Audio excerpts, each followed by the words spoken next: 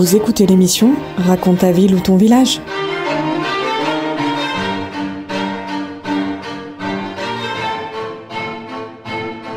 Bonjour à tous et à toutes, nous avons le plaisir de retrouver Claude Régnier, président d'Arnica Montana. Bonjour Claude. Bonjour. Et on va parler de la biodiversité dans les Hautes-Alpes. On va tout d'abord commencer par qu'est-ce que la biodiversité? Expliquez d'abord. Et oui, parce que la biodiversité, tout le monde parle de biodiversité en tant que nombre d'espèces animales ou végétales. En fait, le terme de biodiversité, il a été défini, on pourrait presque dire, en 1992 au sommet de Rio de Janeiro, sommet international, qui a popularisé un petit peu cette biodiversité. Et d'ailleurs, les États signataires de la Convention sur la biodiversité ont admis l'importance de la biodiversité et ont admis que la baisse de la biodiversité est aussi dommageable pour l'environnement que le changement climatique. Mais cette biodiversité, elle comprend les espèces, le nombre d'espèces animales ou végétales, mais également le nombre des écosystèmes. Disons, pour simplifier un peu abusivement, le nombre des milieux naturels, ça fait partie de la biodiversité. Mais également la diversité génétique au sein d'une même espèce. Ah oui, c'est vaste. Et oui, vous prenez une plante. Ben, si vous regardez, je sais pas, une vingtaine de plantes à fleurs, par exemple, dans un secteur, et bien vous pourrez remarquer que certaines vont avoir des pétales d'une couleur un petit peu différente, ou bien d'une forme un peu différente, parce qu'il y aura eu des mutations génétiques. Et ça fait partie de la biodiversité également. Donc ce n'est pas uniquement le nombre d'espèces, la biodiversité. Et donc ça, c'est déjà important. Et le département des Hautes-Alpes, et en particulier le Briançonnais, renferme une biodiversité absolument étonnante. On trouve dans les Hautes-Alpes plus de 3000 espèces végétales. Wow. C'est-à-dire les 3/4 de la flore de France. Ah, quand même. Ouais. Le quart de la flore de Belgique. La totalité de la flore d'Angleterre. C'est énorme. On va trouver 400 espèces de vertébrés. Et parmi ces vertébrés, dans les mammifères, on va trouver 27 espèces de chauves-souris sur les 36 que l'on trouve en France. C'est pas mal. Oui. On va trouver 225 espèces de papillons, 900 espèces de lichens, plus de 900 espèces de lichens. Donc on a une diversité, et puis une diversité des milieux, des écosystèmes qui est également étonnante. Alors pourquoi? Comment expliquer que ce département est aussi riche au niveau de cette biodiversité? Plusieurs choses. Tout d'abord, alors le climat aussi, mais aussi la différence d'altitude. Oui. On va partir d'à peu près 400-470 mètres dans le secteur de l'Aragne, pratiquement depuis la série de l'Olivier jusqu'à 4102 mètres au sommet de la Meije, jusqu'au glacier. C'est-à-dire une amplitude d'altitude extrêmement importante dans le département, entre le sud du département et le nord du département. Et quand on monte en altitude, la température diminue de 0,6 degrés tous les 100 mètres. Et la végétation va se répartir en bandes superposées en fonction de l'altitude. Vous allez dans le secteur de l'Aragne. Comme forêt, vous allez trouver surtout, disons, des forêts de feuillus avec le chêne pubescent. Et quand on monte en altitude, on arrive Briançonnais, qu'est-ce qu'on va trouver essentiellement? Sapins. Des résineux, des pins sylvestres, pins crochets, etc. Et quand on monte encore, au-dessus de 2400 mètres d'altitude, il n'y a plus d'arbres. Ah, oui. Il n'y a plus d'arbres parce que la température n'est pas suffisante, les conditions sont trop difficiles pour qu'on puisse avoir des arbres avec des troncs de 10, 20, 30 mètres de haut. Donc déjà, la différence d'altitude. Et en altitude, les conditions sont particulières en altitude. Il y a beaucoup d'ultraviolets. Les ultraviolets, ça occasionne des dommages, superoxydants. Ça provoque la fabrication de superoxydants par les animaux et végétaux, des radicaux libres qui sont néfastes. C'est-à-dire que seuls les êtres vivants qui vont résister à ces UV, qui vont, du fait de l'évolution, avoir développé des mécanismes pour résister, vont pouvoir survivre. Il fait froid en altitude. L'hiver, l'eau gèle. Le gel forme des cristaux de glace qui détruisent les cellules. Seuls les végétaux et animaux qui vont pouvoir résister vont survivre. L'hiver, il neige. On a des quantités de neige importantes. qui vont raccourcir la période de végétation, mais qui vont aussi protéger du froid. Un manteau neigeux de 30 cm va protéger du froid. Ce qui fait que déjà en altitude, on va avoir seuls les êtres vivants qui vont pouvoir résister, vont survivre, et ce sont souvent des plantes ou des animaux qui sont rares, qui craignent la concurrence des autres. Et qui sont là parce qu'ils peuvent survivre, ils ont résisté du fait de l'évolution à ces conditions. Donc la différence d'altitude. On a la position géographique qui va jouer sur le climat. On est dans le Briançonnais, un carrefour géographique entre les Alpes externes et les Alpes internes, les Alpes du Sud, les Alpes du Nord. Les masses d'air qui viennent de l'ouest déchargent leur humidité sur les massifs cristallins externes, les écrins, etc. Ce qui fait qu'ils vont arriver assez appauvris en humidité, on aura donc un climat relativement sec. Mais les influences, on reçoit les influences du climat méditerranéen qui remontent le long de la vallée de la Durance. Ce qui fait qu'on va trouver aussi des espèces qui ont une tendance méditerranéenne. Donc un climat un peu chaud, sec, mais froid l'hiver, très contrasté. Tout ça, ça va agir sur la biodiversité. On a aussi la nature de la roche, la géologie. On a une très grande diversité de roches. On a des roches calcaires, des roches riches en silice, comme les granites. Et vous avez des plantes qui ne peuvent pas pousser sur calcaire et qui vont se réfugier sur silice, et vice-versa. Puis on a aussi les fameuses laves en coussin du massif du Chenaillet, qui sont des laves basaltiques, au sens large, disons, très large, riches en fer, riches en magnésium. Donc là aussi, on a une végétation qui peut être particulière. Et on pourrait dire aussi que l'histoire climatique va jouer un rôle. Lorsqu'il y a eu les grandes glaciations, la dernière s'est terminée il y a à peu près 10-11 000 ans, quand les glaciers se sont avancés, les glaciers ont repoussé, les grands glaciers ont repoussé les plantes qui étaient dans les régions nordiques vers le sud. Et quand ces glaciers se sont retirés, ces plantes se sont réfugiées dans les secteurs à même climat que les régions nordiques, c'est-à-dire en montagne, dans les Alpes. Ah oui, oui. Ce qui fait qu'on va trouver beaucoup de plantes et d'animaux d'ailleurs, qu'on appelle arctico-alpines, ces plantes, qu'on va trouver dans les Alpes et dans les régions arctiques. Et vous avez quelques plantes qui ont survécu à ces glaciations, au sommet de pitons rocheux au-dessus des glaciers, comme la bérardie qui est très rare. Ce qui fait qu'on va trouver des plantes souvent rares, et parfois, souvent même des plantes endémiques, c'est-à-dire qu'on ne trouve que dans un petit secteur. Parfois un massif. Oui, c'est pas la plus rare. Parfois un massif ou parfois une petite localité, comme l'Aethionematoma, plante excessivement rare qu'on trouve dans le massif du Chenaillet. Protégée. Et qui est protégée et qui n'existe que dans 2 endroits au monde. Ce secteur du Chenaillet et le Val d'Aoste. Donc on l'a touché avec les yeux. Et on a une responsabilité de préserver ces espèces pour les générations futures, parce que si on détruit ces stations, ça disparaît de la surface du globe. Donc voilà déjà une idée de pourquoi est-ce qu'on va trouver une si grande biodiversité dans le département des Hautes-Alpes, et en particulier Briançonnais, parce que, tenez, rien que la région du col du Lautaret, on va trouver 1500 espèces végétales sur les 3000 du département, c'est énorme. C'est énorme. Alors cette biodiversité, est-ce qu'elle est menacée ? On entend parler d'une chute de la biodiversité au niveau mondial. Quand on regarde par la fenêtre, il y a encore des forêts, il y a des arbres, on entend un peu des oiseaux, on entend... Finalement, est-ce qu'elle est menacée ? Si, par les changements climatiques. Eh bien, on va déjà voir des faits. Partons de faits, avant d'essayer de dire pourquoi. Édouard Chasse, botaniste des Hautes-Alpes, qui malheureusement nous a quittés il y a très récemment, il y a peu de temps.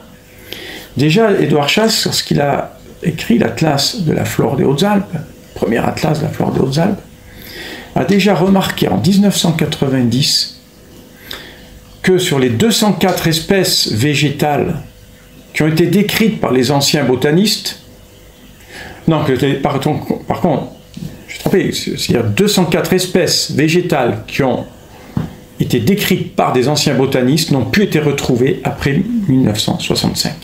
C'est-à-dire elles ont disparu du département.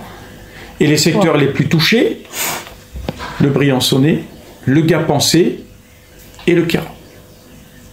C'est-à-dire qu'il y a une baisse de la diversité végétale. Et au niveau des animaux. Au niveau des animaux, malheureusement, également, on a une baisse de la biodiversité dans notre département des Hautes-Alpes. Aïe. On a une baisse de la biodiversité. Un constat très simple, au niveau des insectes, bon là c'est pas trop quantifié au niveau local, enfin on sait que au niveau ne serait-ce que national européen, on a 80% des populations d'insectes qui disparaissent. Quand il y a 30 ans, on faisait le voyage en voiture, Briançon-Gap, arrivé à Gap, il fallait nettoyer le pare-brise, tellement il y avait d'insectes collés sur le pare-brise. Vous faites Briançon-Gap maintenant. Bah, il n'y en a pas. Il n'y a plus beaucoup d'insectes sur le pare-brise. Ça prouve bien qu'il y a une baisse de la diversité en insectes, des populations d'insectes. Et les oiseaux. Il y a une baisse aussi de la biodiversité. Au niveau national, on va prendre un exemple, deux exemples. La petite mésange boréale qu'on trouve dans les forêts, dans les pinèdes, les mélésins, les sambrés mélésins. Cette petite mésange boréale, sa population a baissé d'environ 40-45% au niveau national en 20 ans. C'est énorme, presque la moitié de la population qui a disparu. C'est pas l'espèce, mais la population, c'est énorme. Ouais, et en région PACA, on est dans plus de 70%. Pareil pour le petit roitelet huppé qu'on trouve aussi dans les forêts de résineux. Et au niveau Arnica-Montana, on participe à un programme, parce que ces chiffres, ils sont issus d'un programme du Muséum national d'histoire naturelle, le suivi temporel des oiseaux communs. C'est-à-dire qu'on estime les populations d'oiseaux et on essaie de suivre l'évolution de ces populations dans le temps avec un protocole très strict. Et au niveau Arnica-Montana, on participe depuis 2002. Donc ça commence à faire quelques années. Oui. Donc ça commence à être un indicateur. Plus des points d'écoute qu'on fait au niveau d'Arnica-Montana, c'est-à-dire qu'avec un protocole très strict, on va passer 2 fois par an, à la même date, à la même heure, sur plus de 10 points. Ah oui. Et on écoute, alors le protocole stock pendant 5 minutes, l'autre protocole qu'on utilise à Arnica sur aussi 10 autres stations, c'est 20 minutes. Ah oui. Mais quand on regarde le nombre de contacts depuis 2002 jusqu'à 2024, on voit la différence. C'est une diminution énorme.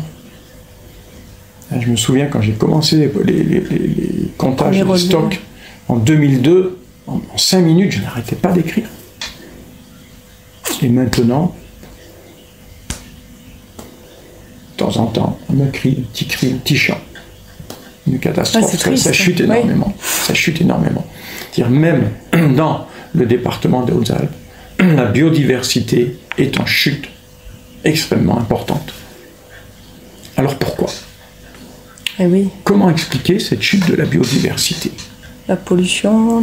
Alors déjà, Édouard Chasse, on a parlé tout à l'heure d'Édouard Chasse, en 1992, il cite déjà des causes de la diminution de la biodiversité. Et parmi ces causes, il va citer les aménagements.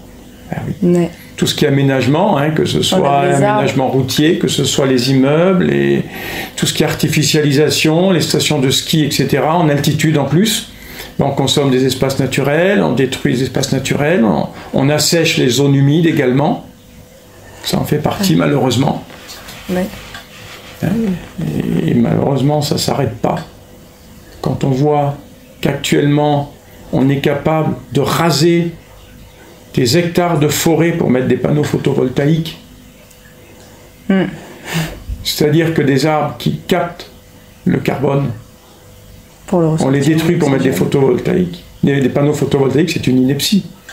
Les panneaux photovoltaïques, il faut les mettre sur les toits, dans les friches industrielles, mais pas raser des forêts. On fait l'effet inverse de ce qu'on prétend obtenir. Donc on continue à détruire la biodiversité. Alors je rappelle, le sommet de Rio de Janeiro a mis sur le même plan la biodiversité et les changements climatiques. Ah oui. Et oui, donc il ne faut pas détruire la biodiversité pour dire on va mettre des panneaux photovoltaïques, d'autant plus qu'on détruit la biodiversité, mais en plus au niveau rendement, vu que les arbres sont des puits de carbone, c'est stupide. Et en plus on va brûler ces arbres, et le carbone qui a été stocké pendant une centaine d'années dans un arbre, on va le rejeter en quelques dizaines de minutes dans l'atmosphère. C'est une ineptie, mais ça continue. Ça continue, oui, malheureusement. Donc tous les aménagements, Édouard Chasse avait cité, bon, il ne parlait pas encore des panneaux photovoltaïques, en 92 on n'en parlait pas trop. Il avait cité également le tourisme. Oui. Le tourisme, effectivement. Et actuellement, on a une augmentation du dérangement du surtourisme dans certains secteurs. Bon, outre les aménagements, ça, bien sûr, on en a parlé, mais il y a certains secteurs où effectivement, on voit des choses. La biodiversité n'est jamais tranquille. Le dérangement hivernal en particulier, la circulation d'engins motorisés dans les espaces naturels, c'est une catastrophe pour de nombreux animaux qui sont déjà fragilisés l'hiver par les conditions difficiles. La chasse. Donc c'est totalement interdit, circulation à des fins de loisirs d'engins motorisés dans les espaces naturels. Tous les dérangements, ski, ski de randonnée, il y a certains secteurs où il faut limiter, quoi. Voilà, il y a des secteurs où il faut quand même faire attention. Et quand on voit, moi j'ai encore vu récemment, cet été, des gens avec des chiens qui s'amusaient à voir leurs chiens courir après les marmottes, par exemple. Sure. Voilà, etc., etc. Donc le tourisme, et en plus les aménagements touristiques, malheureusement, et d'ailleurs, quand on voit au niveau de la biodiversité végétale, c'est Briançonnais, Queyras et Gapensé qui ont le plus souffert de la baisse de biodiversité. Les secteurs touristiques, le col du Lotharin en particulier. Édouard Chasse, il cite également le pastoralisme. Ah oui. Et oui, le pastoralisme peut parfois entraîner une baisse de la biodiversité quand on a en particulier un surpâturage au vin. Et malheureusement, ça on le voit dans certains secteurs, comme certaines pelouses dans la vallée de la Clarée par exemple, où vous avez le surpâturage. On le voit très vite, vous avez une graminée poacée maintenant, qu'on appelle la grande fétuque, qui se développe au détriment de toutes les autres espèces parce qu'elle n'est pas consommée par les vaches. Il faut y aller très très tôt. Et elle se développe parce que tout le reste est consommé. Et quand on a une pression trop importante, quand vous avez parfois des troupeaux de 3-4 000 têtes sur des espaces assez localisés, des études ont été faites d'ailleurs dans le Queyras qui montrent bien que ça appauvrit la biodiversité. Ah oui. Et le surpâturage appauvrit la biodiversité également. Ça, c'est effectivement... Édouard Chasse cite également la sylviculture, l'exploitation des forêts. Selon comme elle est, alors ça ne veut pas dire qu'il ne faut pas exploiter les forêts, bien sûr. Oui, mais faire attention. Mais pas n'importe comment. Quand on voit que maintenant on a des engins de plus en plus gros, on détruit de plus en plus les sols quand on fait une exploitation. Les sols c'est important, tous les champignons qui sont dans le sol, qui vont jouer un rôle important pour les arbres et pour le reste aussi de la végétation. Et tout ça joue un rôle et parfois c'est fait de façon, disons, pour le moins brutale. Et puis ça peut faire partie des aménagements ou du tourisme, les assèchements des zones humides. Oui. Assèchement de zones humides. Évidemment, les zones humides, ce sont des refuges de biodiversité énormes, avec des plantes ou des animaux qui sont souvent rares, protégés. Un nivellement de pistes de ski, moi j'ai vu sur Mont-Genèvre, des plantes protégées qui ont été complètement détruites, des secteurs de plantes protégées complètement détruites. Et puis on a aussi une cause qu'Édouard Chasse n'a pas citée parce que cette cause, on n'en parlait pas trop en 1992, c'est le réchauffement climatique, qui est quand même dû à l'homme également. Et là aussi, le lagopède, perdrix blanche des neiges, si vous voulez, qui change de couleur, qui devient blanche l'hiver pour passer inaperçu sur la neige, ce lagopède ne supporte pas des températures moyennes supérieures à 14 degrés. Ah oui. Qu'est-ce qu'il va faire? Vous allez me dire, il va monter en altitude. Ben oui, mais il ne va pas monter plus haut que les montagnes, plus haut que les sommets. Il va mourir. Il va disparaître. Déjà, sa reproduction, c'est une catastrophe du fait du dérangement, du fait de pas mal de choses. C'est une catastrophe. Eh bien, il va disparaître.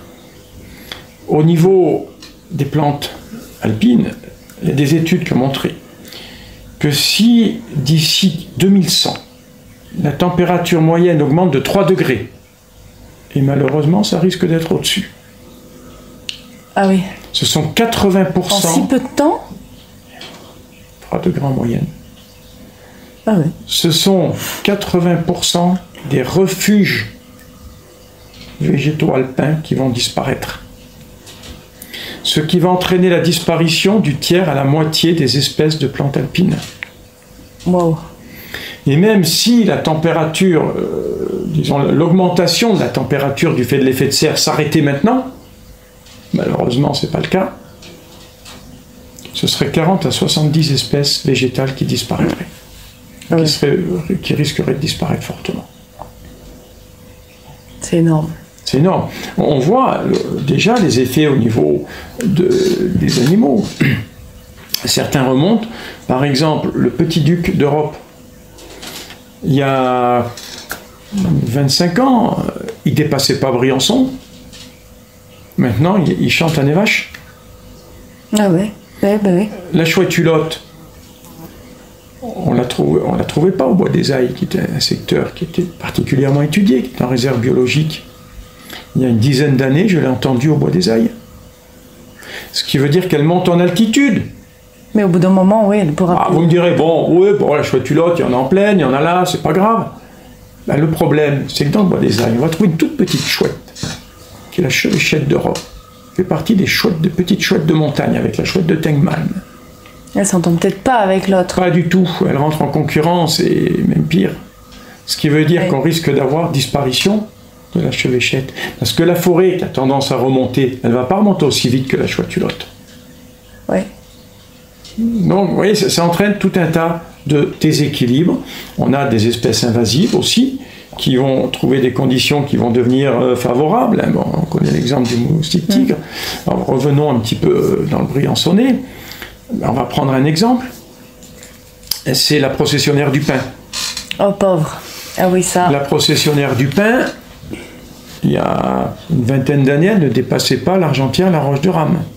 Ah oui, maintenant il y en a. On a jusqu'à 1700 mètres pratiquement, on en trouve. Et pourquoi? Parce que ces processionnaires du pin, quand la température est en dessous de moins 16 degrés, elle meurt. Ah là, oui. on a plus souvent du moins 16 degrés. Oui. Quand les températures sont trop basses, même sans atteindre moins 16, les chenilles ne peuvent pas suffisamment sortir pour se nourrir. Là, maintenant, les températures sont plus suffisamment basses, c'est-à-dire qu'elle va trouver des conditions de survie même en montagne. Et elle dévaste tout. Et ça peut parfois occasionner un certain nombre de dangers. Elle remonte aussi en latitude d'ailleurs, pas qu'en altitude. Donc vous voyez, malheureusement, dans le Briançonnais, dans les Hautes-Alpes et le Briançonnais, on a une chute de la biodiversité, on peut avoir la pollution aussi, l'ozone en particulier. Notre association a travaillé sur l'impact de l'ozone sur la végétation naturelle avec l'INRA, et il y a certaines plantes qui commencent à être impactées par la pollution par l'ozone dans le Briançonnais, dans le département des Hautes-Alpes. Ah oui, oui. Donc il faut faire quelque chose, réagir vite.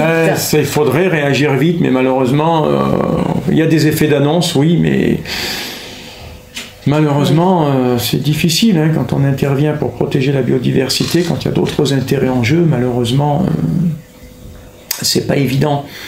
Et ce que je voudrais quand même dire, on pourrait dire en conclusion que le département des Hautes-Alpes possède un joyau de cette biodiversité remarquable, dont certaines espèces sont uniques qu'il faut au département, préserver pour les générations. Et cette biodiversité, c'est le résultat d'une longue histoire évolutive de plusieurs centaines de millions d'années.